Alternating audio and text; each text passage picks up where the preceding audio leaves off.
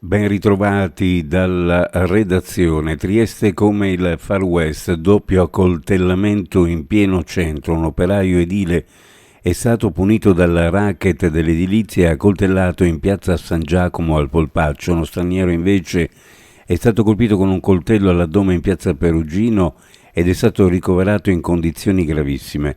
Per l'episodio di San Giacomo potrebbero esserci degli screzi, un regolamento di conti legato al comparto dell'edilizia alla base dell'accoltellamento che ieri sera intorno alle 20:30 ha scosso il rione di San Giacomo. Un operaio italiano di 48 anni all'altezza del civico 7 di via San Giacomo in Monte, mentre rincasava, è stato aggredito e ferito con un fendente al polpaccio che gli ha procurato una grave emorragia.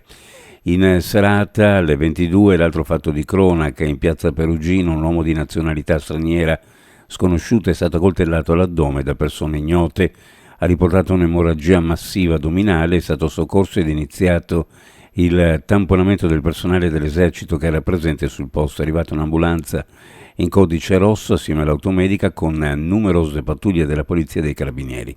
È stato stabilizzato e intubato sul posto, portato in codice rosso a Catinara, dove i chirurghi e anestesisti lo attendevano in sala operatoria. Ancora fuoco vicino a Sacrario di Redipuglia, a minacciare le case sviluppandosi nella pineta a lato del monumento della Grande Guerra. Fuoco anche in Carso a Monfalcone. Quella di ieri è stato un pomeriggio da piena emergenza a inseguire le fiamme da un territorio comunale all'altro.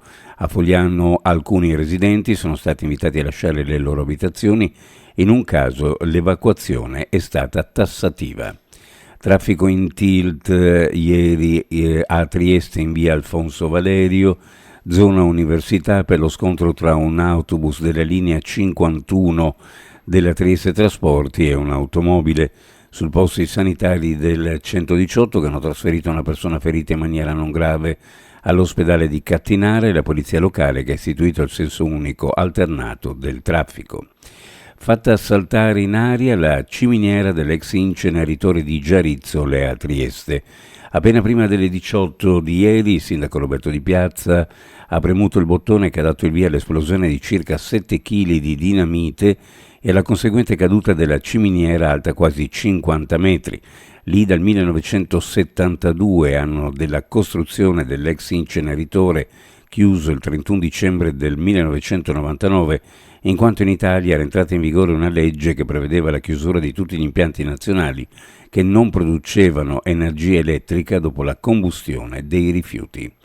Uno sguardo alle previsioni meteorologiche per la giornata: cielo in prevalenza sereno, nel pomeriggio sulla zona montana maggiore variabilità con possibili rovesci e temporali sparsi, anche sulle valli del Natisone, venti a regime di brezza, temperature minime in pianura fra 19 e 22, le massime fra 32 e 35 gradi, sulla costa minime fra 23 e 26, le massime fra 30 e 33 gradi centigradi. Previsioni a cura di ARPA e FVG Meteo. Ed è tutto per il momento con l'informazione. Grazie per averci seguito. A più tardi.